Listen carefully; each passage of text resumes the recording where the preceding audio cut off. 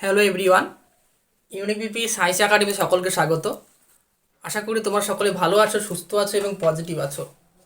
কিন্তু ওই একই কথা, পজিটিভ থাকা খুব ডিফিকাল্ট হয়ে যাচ্ছে।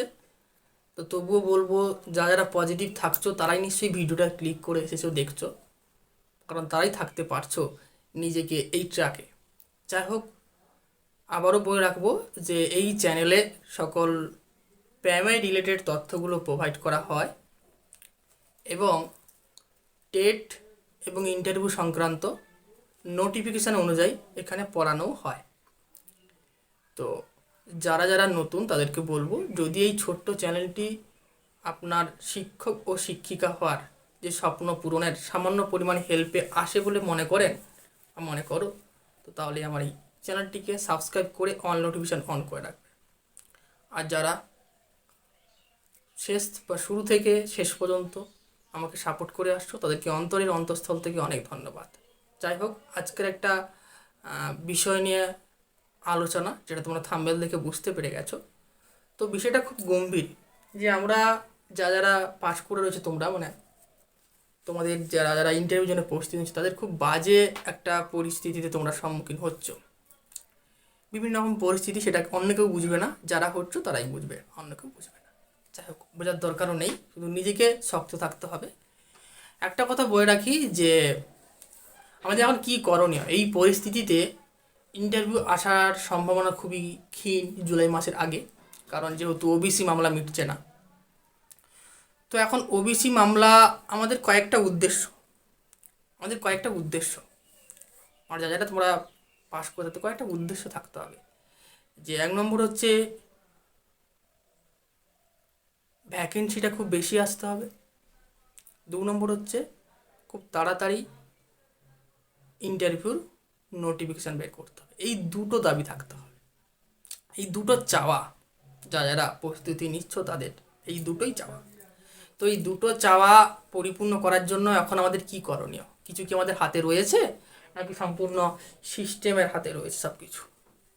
বলবো যে হাতে তো সম্পূর্ণ কিছু নেই আমাদের, কিন্তু তোমাদের মধ্যে কিছু কিন্তু হাতে রয়েছে। তাই এখন পড়াশোনার পাশাপাশি একটা কাজ করতে হবে, যে ইন্টারভিউটাকে ছিনিয়ে আনতে হবে এবং ভ্যাকেন্সিটাও বেশি করে ছিনিয়ে আনতে হবে। দাবি আমাদের দুটোই, একটা হচ্ছে 50,000 ভ্যাকেন্সি এবং ইমিডিয়েটলি নোটিফিকেশান।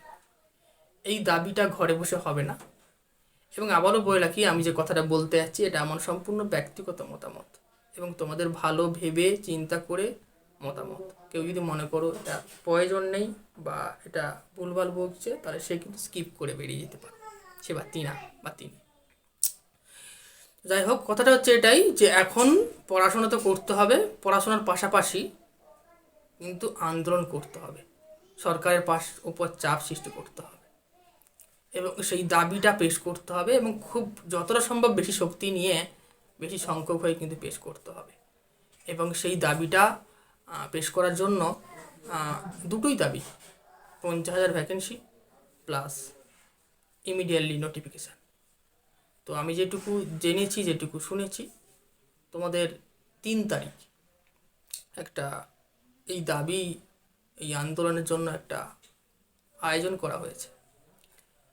তো আমি তোমাদের পরামর্শ দেব, এই খুব বাজে পরিস্থিতি দাঁড়িয়ে নিজের মনকে চাঙ্গা করতে পড়াশোনা করার পাশাপাশি ওই 3 তারিখ দিনটিতে সকলে এক জায়গায় উপস্থিত হয়ে তোমাদের দাবিটা যতটা সম্ভব শক্তিশালী করে প্রেস করতে, সরকারের প্রতি, সিস্টেমের প্রতি চাপ সৃষ্টি করতে হবে। তাতে কিছু না হোক চেষ্টা করতে হবে ওপর ঊর্ধ্বতন কর্তৃপক্ষের মনোযোগ আকর্ষণ করতে, যাতে কিছু না হোক কিছুটা ভ্যাকেন্সি যেটুকু ওরা বের করতে পারতো তার থেকে কিছুটা হলে ভ্যাকেন্সি ইনক্রিজ করবে। 50,000 না দিক, হয়তো ওরা 15,000 20,000 বের করতো, হয়তো 25,000 বের করবে, কিছু হলেও বেশি ইনক্রিজ করবে যদি চাপ থাকে, 1 নম্বর। 2 নম্বর, ইন্টারভিউর নোটিফিকেশান কিন্তু একা আসবে না, ছিনিয়ে নিয়ে আসতে হবে। মানে এরকম চাপ সৃষ্টি করে, আন্দোলন করে ছিনিয়ে নিয়ে আসতে হবে, নাহলে কিন্তু আসবে না। এটা আমার মতামত, আমার পরামর্শ যে এখন কি করণীয় এই পরিস্থিতি দাঁড়িয়ে। তাই সকলকে আমি একটা কথা বলবো, যে সকলে যদি আমার এই পরামর্শটা সঠিক বলে মনে হয় তাহলে সকলে ওই দিন উপস্থিত থেকে তোমাদের যারা নেতৃত্ব রয়েছে বা নেতা রয়েছে বা যারা এটাকে লিড করছে, নেতৃত্ব বলবো না, তাদের সঙ্গে আলোচনা করে উপস্থিত হওয়া তোমাদের পক্ষে খুব ভালো। এটা আমার পরামর্শ।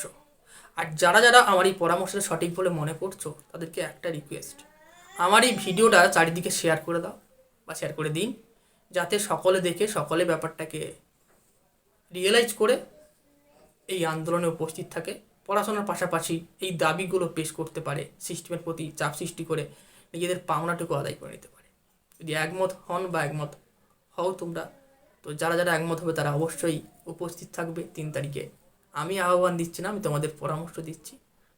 আর যেহেতু আমি প্রাইমারি রেটের ভিডিও বানাই, তাই আমার কি করলে প্রাইমারি রিকোয়ারমেন্টে কিছু ভালো ফল হবে সেটা আমার পক্ষেও ভালো, আমার চ্যানেলের পক্ষেও ভালো, হ্যাঁ, এবং তোমাদের পক্ষে ভালো।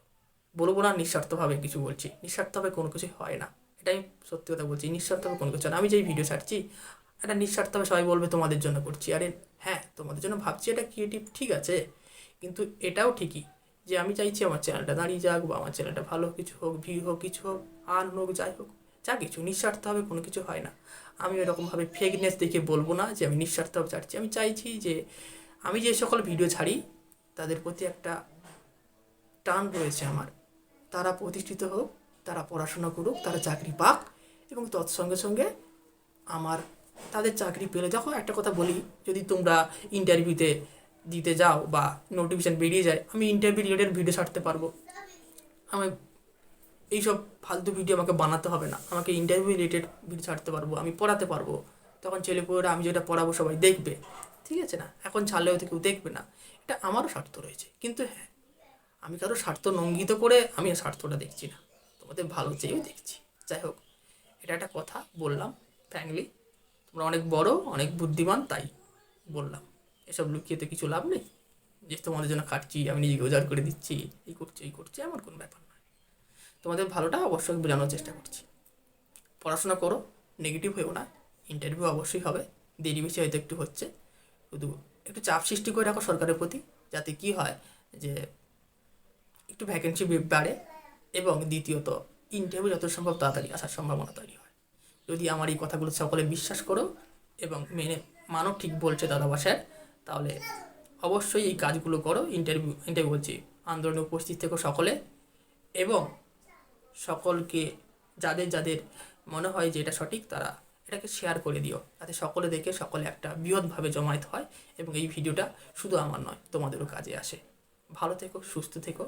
এর পরবর্তীকালে অন্য কোনো ভিডিও নিয়ে আসবো, ঠিক আছে? এবং তোমরা, আবারও বলি, অনেক বুদ্ধিমান, তোমাদের যা ইচ্ছা তাই করতে পারো, কিন্তু আমার এটা পরামর্শ। টাটা, আজ এই পর্যন্ত।